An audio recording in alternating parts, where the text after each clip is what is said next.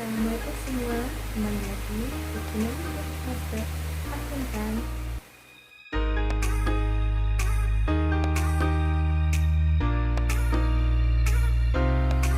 Nah, hari ini kira-kira kita membahas apa ya?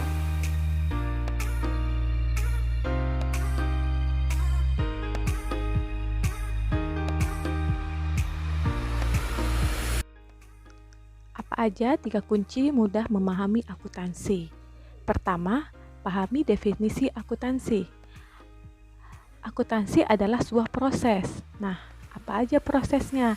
Di sini saya akan menjelaskan 4 proses yang paling umum yang dilakukan dalam proses akuntansi. Pertama, pencatatan. Pencatatan ini berupa jurnal. Yang kedua, pengelompokan. Setelah kita melakukan pencatatan berupa jurnal, kita harus membuat buku besar sesuai dengan akun-akunnya. Yang ketiga, pelaporan. Nah, setelah kita menjurnal dan membuat buku besar, kita harus membuat laporan keuangannya. Kemudian yang terakhir adalah penganalisaan. Nah, laporan keuangannya sudah dibuat, tentu harus dianalisa. Untuk semua kegiatan ini, semua bertujuan untuk memberikan informasi dalam membuat keputusan. Jadi, akuntansi ini sebuah proses yang secara terstruktur untuk membuat laporan keuangan, kemudian dianalisa agar dapat memberikan informasi dalam membuat keputusan. Yang kedua, pahami persamaan dasar akuntansi. Nah, untuk belajar akuntansi, hal pertama yang harus kita lakukan adalah memahami persamaan dasar akuntansi. Persamaan dasar akuntansi itu apa? Nah, dalam persamaan dasar akuntansi ada rumus yang harus kita ingat. Rumusnya adalah aktiva sama dengan pasiva. Apa itu aktiva? Aktiva adalah aset atau harta perusahaan. Apa itu pasiva? Pasiva adalah kewajiban hutang dan modal perusahaan. Nah, jadi ingat, aktiva sama dengan pasiva. Aktiva adalah harta dan pasiva adalah hutang tambah modal. Jadi, harta sama dengan hutang ditambah modal. Berikut contoh untuk persamaan dasar akuntansi. Jadi, di sini saya beri 3 contoh. Pertama, pemilik PTA membeli sendiri peralatan seharga 100 juta secara tunai. Berarti pemilik PTA ini memberi peralatan dengan uangnya sendiri sebesar 100 juta secara tunai. Jadi, karena pemilik membeli dengan uang sendiri, berarti itu berupa modal. Jadi, harta sama dengan hutang ditambah modal. Karena peralatan adalah harta perusahaan, jadi 100 juta sama dengan 0, hutangnya 0 karena dia beli tunai, ditambah modalnya 100 juta. Jadi harta sama dengan hutang tambah modal, 100 juta sama dengan 100 juta. Jadi di sini harus diingat sisi kiri dan sisi kanan. Sisi kiri ada aktiva, sisi kanan ada pasiva, itu harus memiliki nilai yang sama saat ditotalkan. Nah, di sini kita bisa lihat tadi sudah saya katakan, sisi kiri harta 100 juta, hutang tambah modal itu juga 100 juta. Nah, kemudian soal nomor 2, PTA membeli peralatan seharga 100 juta secara kredit. Nah, di sini transaksi yang terjadi adalah perusahaan yang membeli peralatan 100 juta secara kredit. Nah, jika perusahaannya membeli secara kredit, berarti dia ada harta yang bertambah dan hutang yang bertambah. Jadi, harta sama dengan 100 juta, hutangnya 100 juta ditambah modal 0. Nah, jadi tetap sisi kanan dan sisi kirinya tetap sama, yaitu 100 juta. Nah, nomor 3, PTA membeli peralatan seharga 100 juta. Tunai dibayar 50 juta dan sisanya 50 juta lagi dibayar kredit.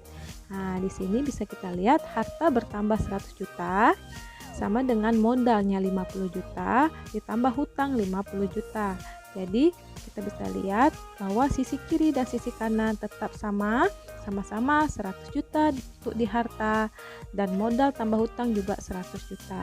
Jadi dalam persamaan dasar akuntansi kita harus ingat ada dua sisi, aktiva dan pasifa, dan kedua sisi ini harus memiliki nilai yang sama. Jika ada perbedaan, berarti ada kesalahan dalam penempatan saat pembuatan persamaan dasar akuntansinya. Yang ketiga, pahami siklus akuntansi. Berikut gambar siklus akuntansi. Jadi siklus akuntansi bermula dari bukti transaksi.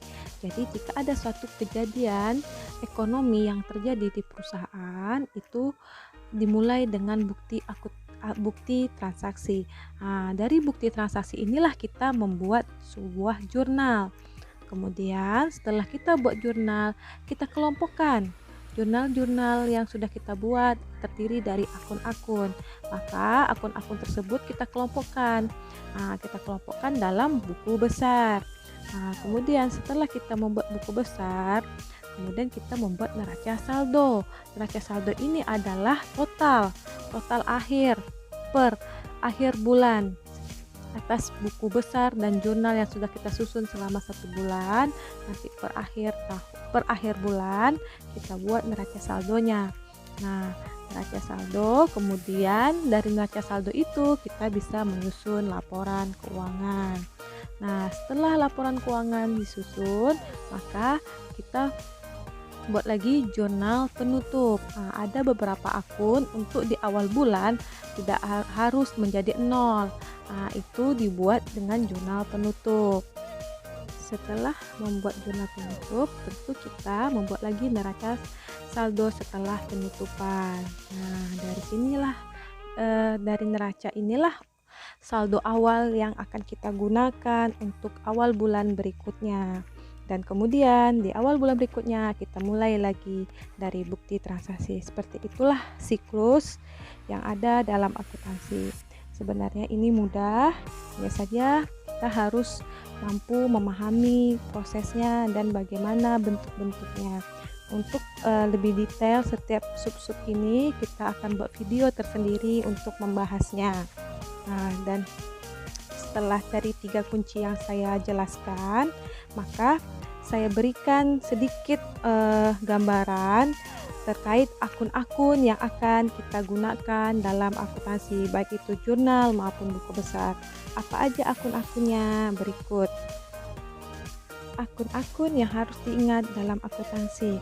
Untuk kelompok harta yang kita bahas tadi adalah aktiva. Aktiva adalah harta, itu terdiri dari akun kas, piutang, perlengkapan, perawatan, kendaraan, bangunan, dan aset lainnya. Jadi itu adalah kelompok harta, di mana kelompok harta ini jika bertambah itu sebelah debit, jika berkurang itu sebelah kredit. Nah, kemudian kelompok pasifa ada kewajiban dan modal. Kalau kewajiban bisa hutang jangka pendek atau jangka panjang. Nah, jika hutang ini bertambah di sebelah kredit, kalau berkurang di sebelah debit. Modal juga demikian, bertambah di sebelah kredit dan berkurang di sebelah berkurang di sebelah debit.